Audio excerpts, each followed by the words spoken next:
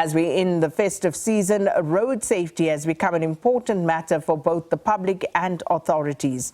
Now, in focus today is the infamous stretch of road at Ramokgopa outside Polokwane.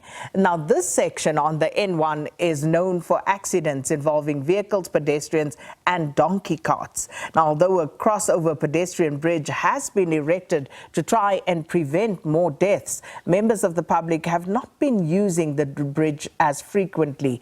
Now, SABC News reporter Lutendo Bobodi is at Ramokgopa and Limpopo. Let's take you there now just to get a sense of what that terrain is like, Lutendo, and of course also the accidents that take place there and what the authorities intend to do. Good morning to you.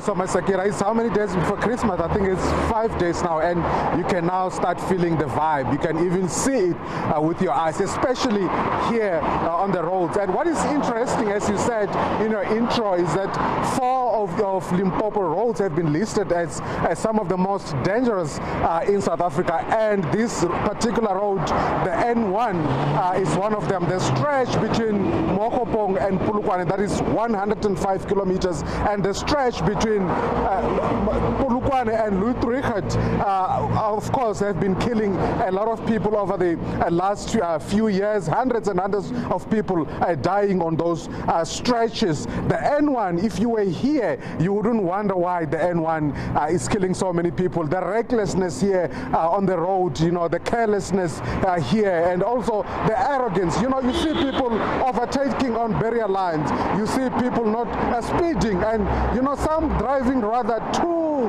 slow on this road, and of course this usually causes a lot of accidents. And you spoke about this particular stretch here in Ramokgopa. Let me just move out of the shot a little bit. I'm standing in a trench here, and I'm standing rather gingerly, but let me show you that bridge over there. As you can see, Sakina, it was built a few years ago, and it was opened by former President Jacob Zuma, and it was meant to be used by the passengers or the pedestrians who can move from one side of the road to another, but they're not using it so frequently, and they're not using it all the time, and by that time you see people being knocked down, and that is one of the biggest concerns for the authorities, that pedestrians are dying on this particular stretch, and also on the RH1 between Polokwane and Giyani.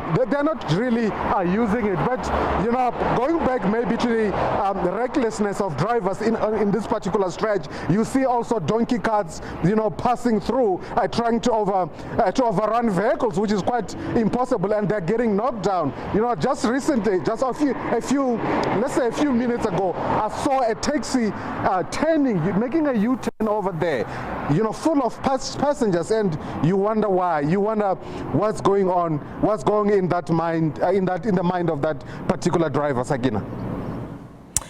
And that is the million-dollar question, isn't it, Lutendo? Also, vehicles and motorist behavior is something that needs to be spoken to.